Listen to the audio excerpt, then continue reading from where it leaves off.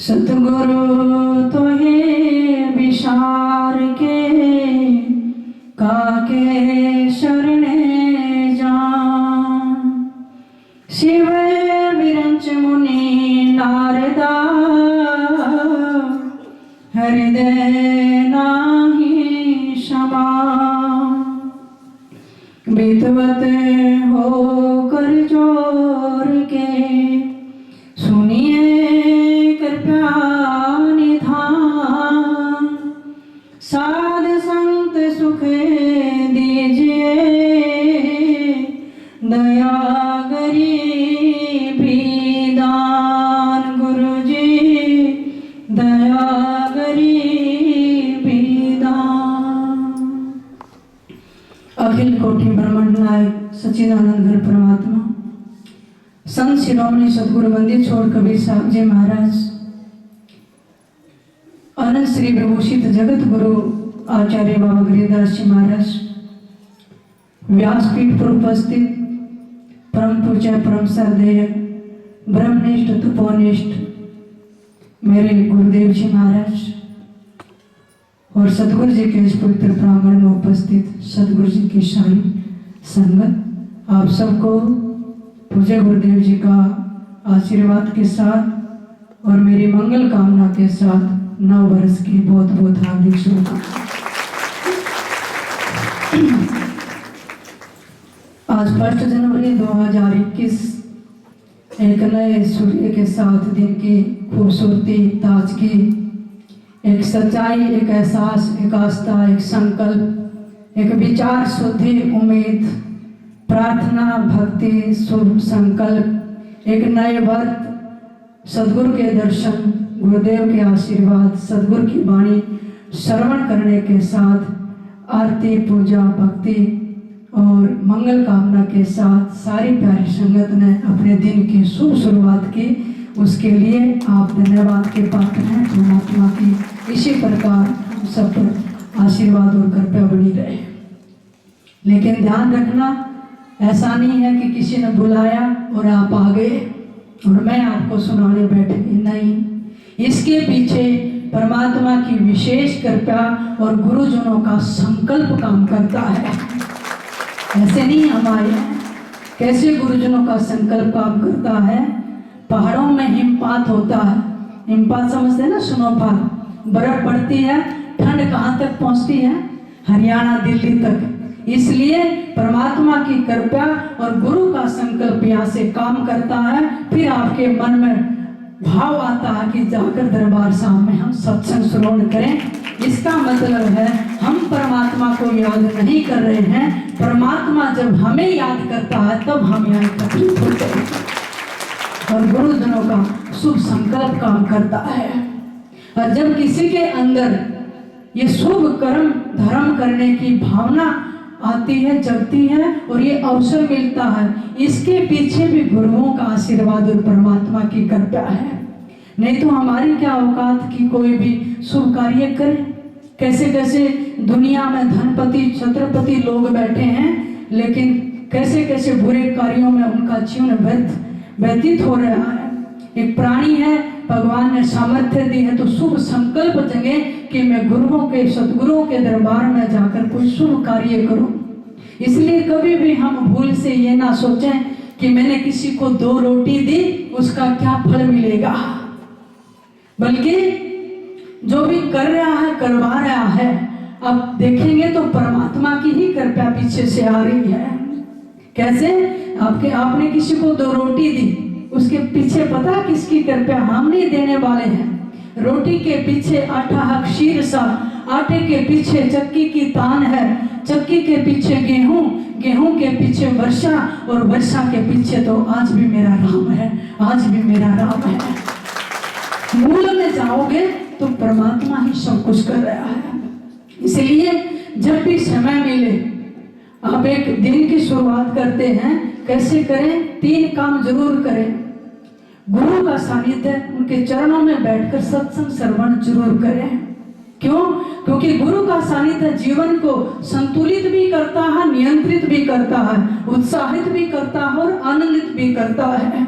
क्योंकि ये जीव परमात्मा से दूर होकर, दुर्बल और वापस वहां तक पहुंचना है तो गुरु के पीछे चलना शुरू कर दो, जहां से पिछड़े से वापस वहीं पहुंचा देंगे। क्यों? उसी में हमारी गरिमा है और वही हमारी शक्ति स्वरूप है, वही समस्त ऐश्वर्य है। कल आप कहेंगे कैसे शुरुआत करें? Baby step.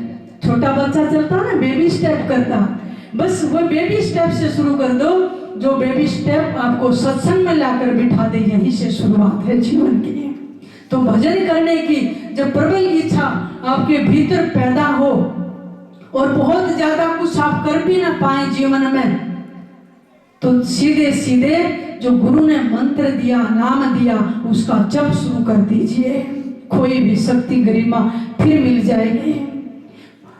कितना सरल मंत्र देते हैं। काम करते करते, संसार के व्यवहार करते करते आप परमात्मा का भजन सुमरण कर सकते हैं। तो इसलिए गुरु कृपा से ही जीवन में सब कुछ मिलता है। कितनी आयु परमात्मा हमें देते हैं। तो कबीर साहब कहते हैं, ऐ बंदे तूने कैसी इस आयु को व्यर्थ खो दिया है। कबीर ते दिन गए अखारती, संगत भई न संग, प्रेम बिना पशु जीवना, भक्ति बिना भगवन। ते दिन गए अखारती, संगत भई न संत।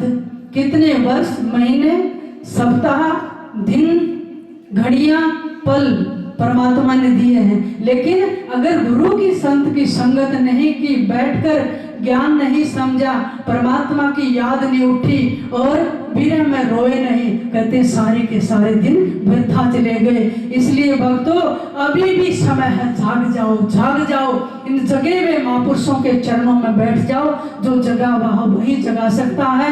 एक एक दिन करके हमारी आयु का कम होने लग रहा है और फिर नहीं तो पछताना पड़ेगा।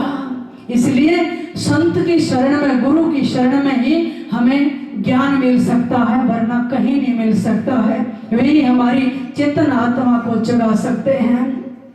और समय के सदगुरु साधना से मिल जाए तो फिर सोने पर सुहागा है। एक बार गुरु की ओरा में आकर बैठकर श्रवण करते हैं, संसार के कुछ समय से दूर होकर जब हम बैठते हैं तो ऐसे लगता है जैसे परमात्मा के दरबार में बैठे हैं, कोई विलक्षण शक्ति के पास बैठे। ये आत्मा के एहसास हैं।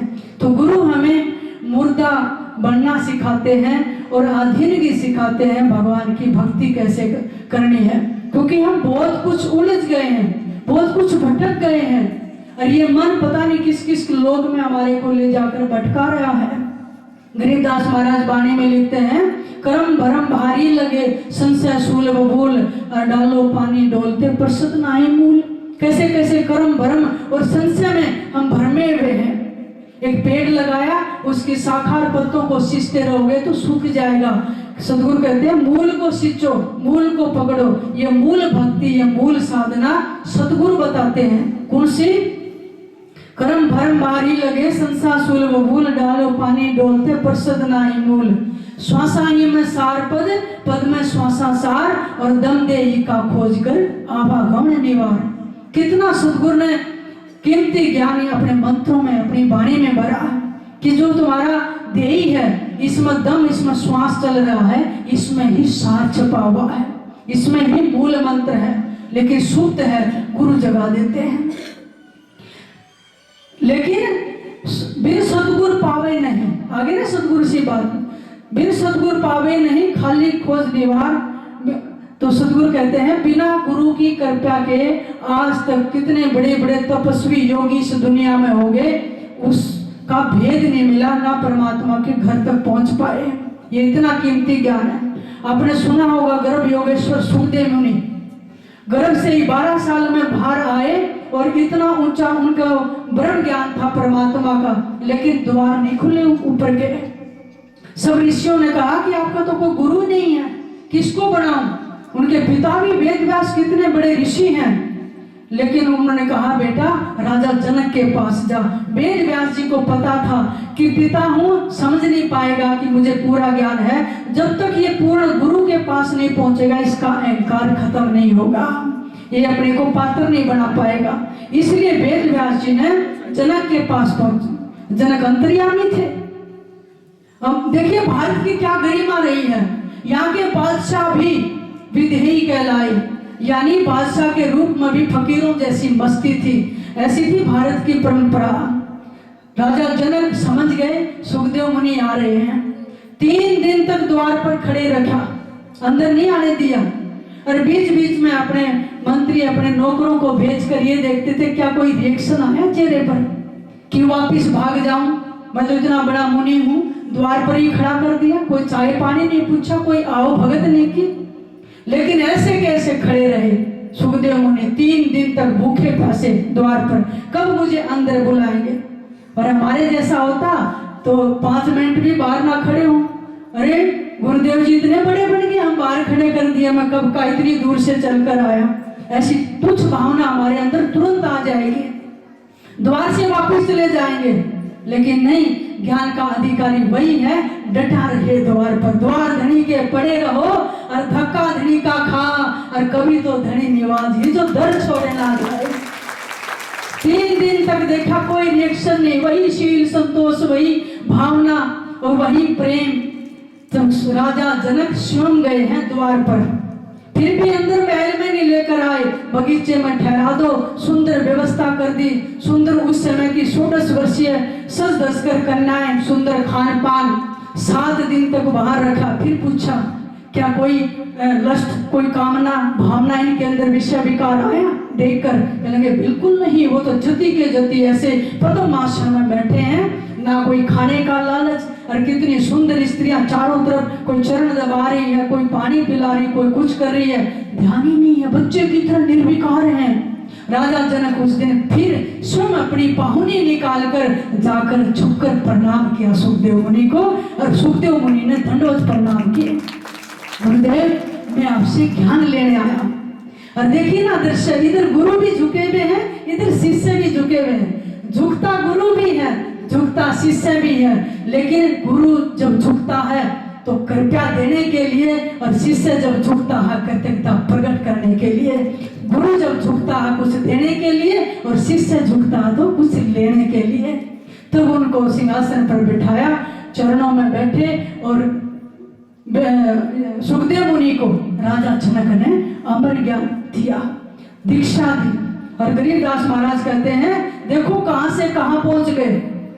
कहां था एक तोती के अंडा गड़ा हुआ पड़ा था, शिव का ज्ञान सुना, और कहा राजा जनक ने उनको परम पद तक पहुंचा दिया। ये गुरु का की कृपा, उनके सानिध्य का फल है। गरीब है गगन मंडल में उड़ गए, बेकिंठों की आवास, 3 लोग विचरत फिरे, सोहम शब्द निवास। उड़ गए, गुरु ने उड़ना सिखा दिया, आकाश में उड़ गए।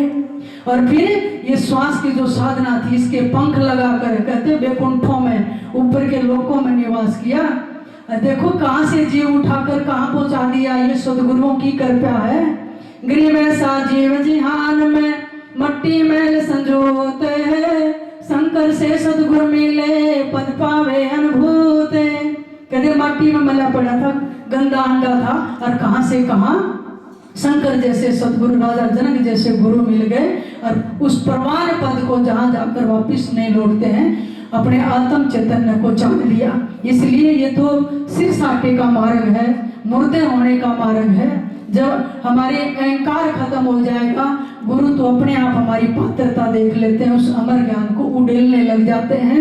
इसलिए गरीबदास महाराज अपनी वाणी में गाते हैं, सिर साटे का खेल पियाला पीजिए, कपटी लावे काट वेदना दीजिए, कायर कीरे अनंत मिलेंगे बहुत रे, अमी महारस कंद नदी जैसा तरे। ये तो सिर साटे का खेल है। कोई कपट से कुछ जानने के लिए, परीक्षा के लिए, या कुछ बनने के लिए, ज्ञान लेने के लिए आए तो कहते हैं सदगुरु को भेद मत देना, बल्कि अपने को मिटाने के लिए कोई चरणों में बैठे, मैं हाँ सही परमात्मा को पाना चाहता हूँ, तो सदगुरु कहते हैं कायर कीर अनंत ऐसे तो बहुत मिलेंगे संसार में ज्ञान का ढोंग करने वाले, लेकिन ये अमीय महारस जो है ये शायद ये तो किसी किसी को देते हैं पूर्ण सदगुरु। क्यों? खोखापुर में ताग मिले दिन दोई रे, अरबों में कोई हंस हमारा होई रे। ये खोखापुर क्या है? संसार। सब कुछ खाकी है यहाँ, खाली है, कुछ नहीं है। कोई कोई हंस हमारा है और उसको सदगुरु ढूंढ लेते हैं। ऐसा नहीं है कि मुझे कौन गुरु मिलेंगे, मेरा गुरु पूरा होना चाहिए, समर्थ होना चाहिए, मेरा गुरु ज्ञानी होना चाहिए। हम कौन हो सकते हैं? शिष्य बन जाओ, गुरु अपने आप आकर ढूंढ लेंगे। ये भी काम सदगुरु का है। बांडी से क्या भेद भेद दुकान है, को जाने संत सुजान अमरपुर थान है। संत विवेकी साध सकल कोई बूझ सी, होठ पटन के नगर सूरमा जूझ सी। कुची जड़ी संदोक फिरंगी ख्याल रे, कोई युक्ता योगी खोल अनुपम माल रे। आपके घर में तिजोरी संदूक रखी है, उसमें सुंदर गहने हीरे रखे है इतनी बड़ी, फिर क्या करते हैं? इतना बड़ा ताला लगा देते हैं। अगर वो हीरे पाने तो क्या करोगे? थोड़ी से तोड़ोगे? नहीं ना। ताले को ताले से खोल लोगे? नहीं ना, चाबी से। और चाबी तिजोरी से भी और ताले से भी छोटी होती है। इसलिए भाई राम नाम तो सत है, पर कुंजी गुरु के हाथ है। इस शरीर में गरीबदास महाराज कहते हैं, कुंजी जड़ी संदूक फिरंगी ख्याल रे। ये शरीर में वो लाल वो परमात्मा बैठा है, पर ताला लगा हुआ है और ये कुंजी छोटी सी है। गुरु देते हैं तभी खुलेगा। बहुत लोगों के मन में ना संशय होता है, अरे परमात्मा इतना बड़ा विराट सत्तार, नाम यूं छोटा, 2 अक्षर का 1 अक्षर का, इससे क्या होगा? कभी भी गुरु जो मंत्र दे उस पर संशय नहीं करना चाहिए, क्योंकि इस छोटी ही तो चाबी होती है जो ताला खोलती है। इसलिए इतनी बड़ी चाबी का क्या करोगे? छोटी ही बहुत है, इससे ही सारा खजाना आपको मिल जाएगा। जो गुरु ने मंत्र दिया है उनकी आज्ञा मानकर मन लगे ना मिल लगे, लेकिन नित्य आप उसका सुमरण करिए। परमात्मा की कृपा रूप में, प्रसाद रूप में भक्ति जरूर मिलती है। ये मत सोचो मन लगेगा नहीं लगेगा। बैठना सीख जाओ, जैसे अब बैठे हो ऐसे आपकी बैठक बननी शुरू होगी और फिर सुमरण भी चलेगा, गुरु कृपा करेंगे। अब ना ही बैठेंगे, ना ही सुमरेंगे, ना ही भीतर में चाव भाव होगा, तो भीतर का ताला कैसे खुलेगा? इन गुरुओं ने, सदगुरुओं ने इसको सुमर के देखे और भीतर के नजारे देखे, तभी तो ये कुंजी बताते हैं, तभी तो ताला बताते हैं। तो इसलिए इस परंपरा में, संतों की परंपरा में सदगुरु कबीर साहब तो बहुत बड़े संत शिरोमणि हुए हैं, और हमारी परंपरा में यही छोटे मंत्र हैं, और इसी से भीतर जाने का रास्ता मिलता है। तो सीधे सीधे बस नाम सुमरण करिए, भाव से करिए, आपके भीतर चाबी जरूर लगेगी। तो भाई सदगुरु गरीब कबीर साहब कहते हैं, ते दिन गए अखारती संगत वही न संत। इतना बड़ा फल है संतों की संगत का। प्रेम बिना पशु जीवना, भक्ति बिना भगवंत। कहते हैं अगर भीतर में प्रेम नहीं तो पशुवत जीवन है। कैसे? पशु के कान है, वो केवल सुनता है, लेकिन हम श्रवण करते हैं। श्रवण करने के साथ मन भी होता है, सुनना केवल कान से। अब पशु को बुलाओगे सुनते ही लेगा, लेकिन श्रवण नहीं कर सकता। यहाँ बैठा दो बेचारी किसी भैंस गाय को, उसको समझ आएगा ये ज्ञान? नहीं ना, लेकिन हमारे आएगा। तो हमारे में उनमें अंतर है। फिर पशु आंख, हमारी भी आंख, वो देखता है, केवल देखता है, लेकिन हम दर्शन करते हैं। इस दर्शन के साथ भी एक भावना, आत्मा जुड़ी होती है। पशु बच्चे पैदा करता, उनमें केवल मोह होता है, मनुष्य में मोह होता, लेकिन प्रेम करने की जो शक्ति है परमात्मा ने मनुष्य को दी है। कौन सा प्रेम? निस्वार्थ, निष्काम, परमात्मा से प्रेम, जो हम सब आत्माओं का सच्चा पिता है। फिर सदगुरु कहते हैं, भक्ति बिना भगवंत, कि बिना भक्ति के परमात्मा की तो जीवन मनुष्य का व्यर्थ है। भले ही संसार की सबसे बड़ी सत्ता, कीर्ति, वैभव, पद, प्रतिष्ठा, जो कुछ भी दुनिया में है अब पाना चाहे मिल गया, लेकिन भक्ति नहीं मिली तो तुलसी बाबा जी कहते हैं उसका जीवन कैसा है? बुद्धि बड़ी, चतुराई बड़ी, और सुंदरता तन में लिपटी। भाव बड़ो, धन दान भरो, यही कीर्ति हो जग में प्रगटी। घूमत द्वार गजेंद्र हजार, सो इंद्र हूँ से कुछ नाही घटी। तुलसी जगदीश की भक्ति बिना, जैसे सुंदर नारी की ताक कटी। समझ में आया? कहते हैं मनुष्य का शरीर मिलके बुद्धि भी आ गई, चतुराई भी आ गई, शरीर में बहुत सुंदरता भी, अरे बड़ा देखनी आदमी है तो कितने सुंदर नयन नक्श है, गोरा चिट्टा है, व्यक्ति आकर्षित हो जाता है, ये भी मिल गया। और फिर बहुत सारा आपका धन वैभव बढ़ गया, मोल बढ़ गया, दुनिया में लोग आपका नमस्कार करने लगे, सलाम करने लगे, बड़ी कीर्ति बढ़ गई आपकी, और आपके महल खड़े हो गए, हाथी हजारों हजारों हाथी हैं, घोड़े हैं, इंद्र जैसी शालीनता है आपकी। लेकिन तुलसी जगदीश की भक्ति बिन सुंदर नारी की नाक कटी। एक बहुत सुंदर स्त्री हो और सुंदर लाखों रुपए की साड़ी, जरी की कढ़ाई हो और सुंदर उसके बाल और गहने, नाक कान हाथों में बड़ा सुंदर 9 लाख हार पहने हो और आंखों में काजल हो, और फिर उसकी नाक कट गई वाले तो कैसी लगेगी? सारी सुंदरता खराब हो जाएगी। ऐसे ही हमारे पास ये सब कुछ साज हो लेकिन भक्ति बिना था हमारी नाक कटी हुई है। तो संतों ने ऐसे प्रमाण दे दे के समझाए कि जैसे सुंदर स्त्री की सारी साज सज्जा के बाद नाक कटी हो तो उसकी सुंदरता अच्छी नहीं लगती, इसी प्रकार भक्ति जो है सब कुछ वैभव हो पर भक्ति सुंदरता को बढ़ा देती है। इसलिए गरीबदास महाराज कहते हैं कि भक्ति के लिए परमात्मा ने ये चौड़ा दिया है। गरीब भक्ति हेत करे बांधिया गणना में घटमाई, साधु जन से बिना साई पावे नाई।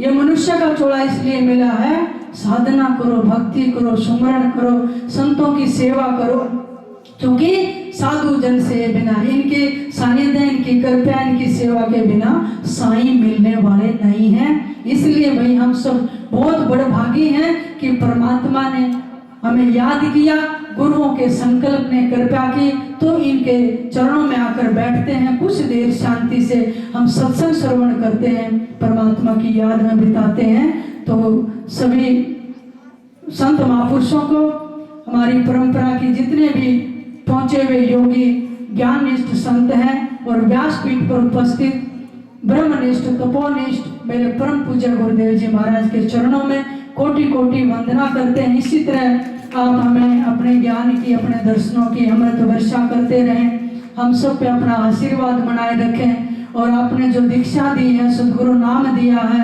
ज़्यादा से ज़्यादा हमारी कमाई बढ़े, हम आपकी आज्ञा का पालन करें, आपके चरणों की सेवा भक्ति इसी प्रकार सारी संगत के अंदर बनी रहे। अभी मैं एक भजन बोलूंगी, साथ साथ बोलूंगा। मुझे शरण में रखो गुरुदेव, दुआई सतनाम की। मुझे शरण में रखो गुरुदेव, दुआई की। मुझे चरणों में रखो महाराज, दुआई सतनाम की।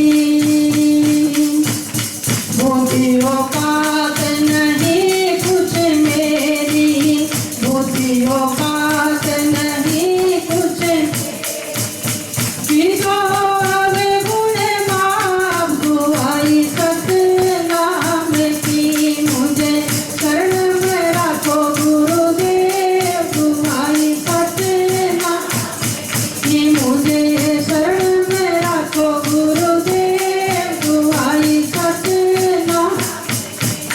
ये तुम्हें मैं और ठिकाना नहीं, तुम्हें मैं और ठिकाना, और कहाँ को जाए तुम्हारी सत। मुझे शरण में रखो गुरुदेव, तुम्हारी, मुझे चरणों में रखो महाराज, तुम्हारी सत। ये सुख के सागर आप धनी हो, सुख के सागर आप, मैं तो दुख करा तुम्हारी सतनाम की। मुझे शरण में रखो गुरुदेव, तुम्हारी सत। मुझे चरणों में रखो गुरुदेव, तुम्हारी सतनाम। जिसका संत अरज सुनो जन की, जिसका संत अरज सुनो, ये बंदी को छोड़ अरज सुनो जन की, छोड़